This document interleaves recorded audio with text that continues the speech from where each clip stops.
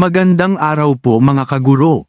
Itinulak ni President Ferdinand Bongbong Marcos Jr. ang pagbubukas ng mga klase sa July 29, ngunit nakadepende pa rin sa mga pinuno ng paaralan ang desisyon na ipagpaliban ang mga lugar na nasalanta ng bagyo.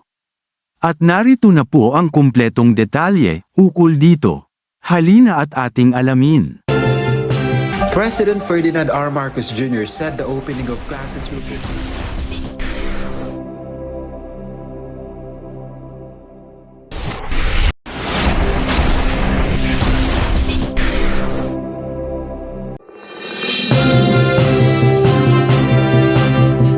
Magandang araw po mga kaguro.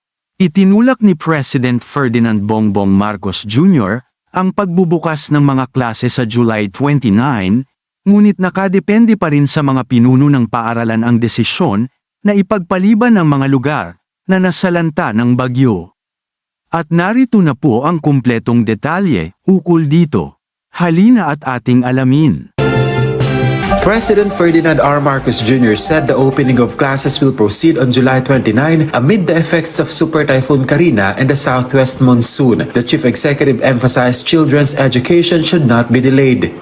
Yun, gawin nyo lahat. Buksan yung pagpasok, gawin nyo hanggat maaari kung kaya nyo buksan. That's the usual, hanggat maaari, open the schools and conduct classes. But there are areas na hindi talaga pwede. But the president stressed it is still the discretion of school heads whether to start classes on Monday, especially since he saw during his rounds that some schools remain flooded and equipment damaged. Siguro yung iba mapipilitan, they will conduct classes outside of the school building, makapag-klase lang. Yun na natin. They will, ganyan naman, nasanay na tayo sa pandemic. Kahit hakanapan natin ng paraan para magkaroon pa rin ng pasok. According to the Department of Education, several learning institutions will postpone the opening, 738 of which are in the National Capital Region, Regions 3, 7, and CAR. Yung iba hindi talaga kaya. So, merong cities like Malabon will start on July 31. Yung Valenzuela, August 5 sila. Kasi ginagamit pang evacuation center yung kanila. And then, but on the whole, so far, ang report sa amin is ang severely damaged talaga yung NCR, yung Region 4A, Calabarzon, tsaka yung, well, it seems Region 3 din, because we have 400 schools that will open after July 29. Doon sa ibang region, sa Region 12, parang may 4 na eskwelahan yung malapit sa Liguasan Marsh. Meanwhile, Marikina is set to open classes on August 5. Other schools are encouraged to push through with the opening of classes next week if they can. Makeup classes will be implemented to make up for the postponement. Gusto man ng iba na i-postpone talaga natin ng malawakan o wholesale yung postponement natin. We cannot do it because alam natin, what if next week may tumama na namang typhoon, di ba? Pinospone natin. So yung may kaya, sana pumasok na sila. Because the learning loss is very real. And yun nga, number one, isa tayo sa pinakamaraming namimiss na klase sa buong mundo. At habang inaayos pa natin yung tinatawag na digital divide o yung abilidad natin magkaroon ng distance learning, kailangan dun pa rin tayo sa traditional methods.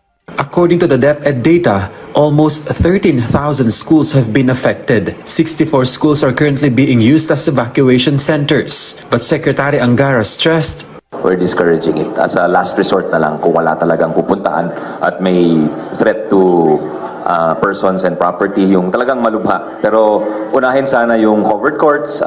Nakaset forth yun sa department order na inisyu natin kahapon. As much as possible, kung kaya nang bumalik sa mga tahanan, gawin na po sana. the Department of Budget and Management assured sufficient funds for the rehabilitation of affected schools. We have a total of 3.2 billion pesos, yung QRF po ng DepEd.